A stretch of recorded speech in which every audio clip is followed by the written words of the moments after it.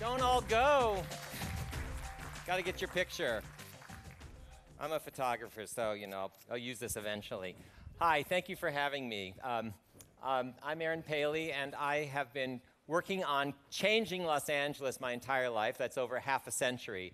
And one of the ways that I figured out how to do that was by doing temporary events, by changing the city and changing attitudes of Angelenos through those temporary events. This is a picture of CicLAvia that I'm going to talk about, and I do that through Community Arts Resources, a company I founded 25 years ago. And the idea was, how can we intervene in Los Angeles, this huge city that I like to call the nation-state of Los Angeles, with 18 million people covering this enormous territory about the size of Belgium.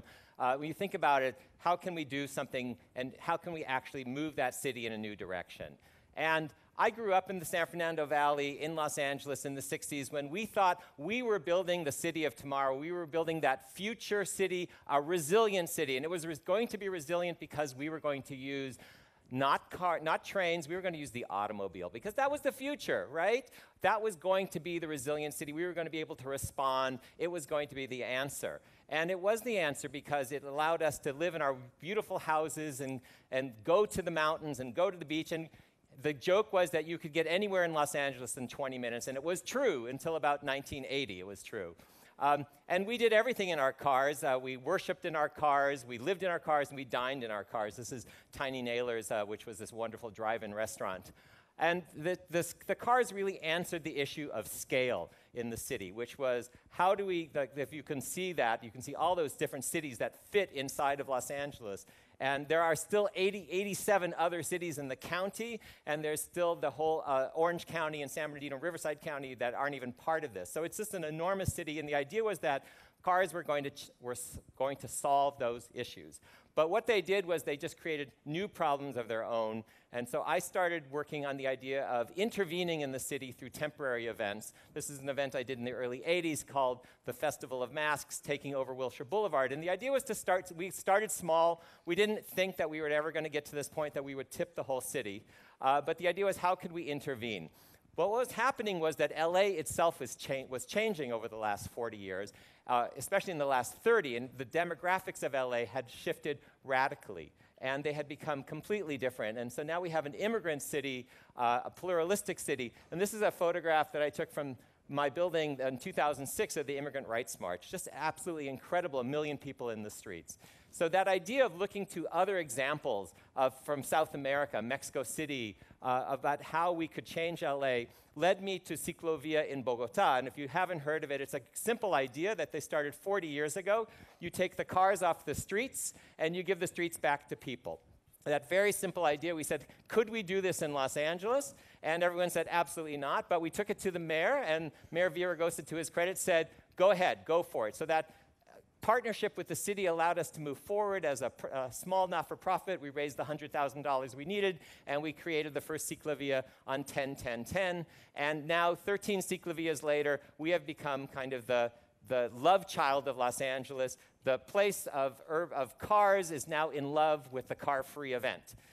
We get between 50 and 150,000 people to fill the streets. We take over iconic streets like Wilshire Boulevard, Venice, Culver City, Martin Luther King, Jr. Boulevard, anything. And our street, the routes are just a temporary repurposing of the streets. For one Sunday, 7.5 miles are taken over, and we create this new public space. And that public space is a place where people can come together in all different kinds of ways. They can use the city in an entirely different way. There was this father who lost his 7-year-old daughter. And he said, I don't know where she is. He finally, 2 hours later, he came to us and he said, I'm missing my child. And the police said, don't worry, she hasn't gone far. Well, she had navigated the entire city, 7.5 miles, from Hollywood to Boyle Heights, alone. And when the police caught up with her, she said, I'm fine, I wasn't scared, I just don't know why my parents are so slow. So the idea that you could navigate the city and that you can own the city, it's entirely changing the mental map of Los Angeles. People are eating together, they're meeting their neighbors, they're enjoying the city in entirely new ways. It's an absolutely transformative event for a city that's based around the automobile. And this idea of that you can reclaim this space. I mean, somebody earlier said that in San Francisco, 25% of the space was devoted to the cars, devoted to streets, where in Los Angeles, our streets are the size of San Francisco. Okay, that's how much street area we have. So we have a lot of space, a lot of infrastructure that we should be using in entirely different ways. Instead of just using it for the car, we can use it for ourselves. We can create livable public spaces. And by just doing this temporary event, we've entirely shifted attitudes of Angelenos. People are now thinking about the fact that they don't need to take their car every day. They can exercise more. They could take the transit system that we've been building for the last 30 years that they didn't even notice, that sneaked up on them.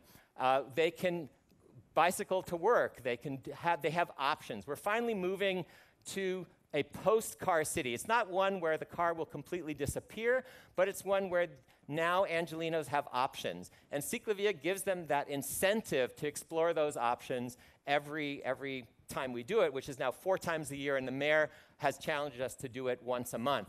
Other cities around the world are doing this. In Latin America, it happens every Sunday, so you should check it out. And from Mexico City to Bogota, from Quito to Santiago, it happens every Sunday. But cities around the United States are doing it, and you can do this in your city. You just need to think local. As I say, you need to work with something that's authentic to your city. You need to work with the city structure, top down and bottom up. If you don't have something, a community organization as well, you won't be able to make it happen.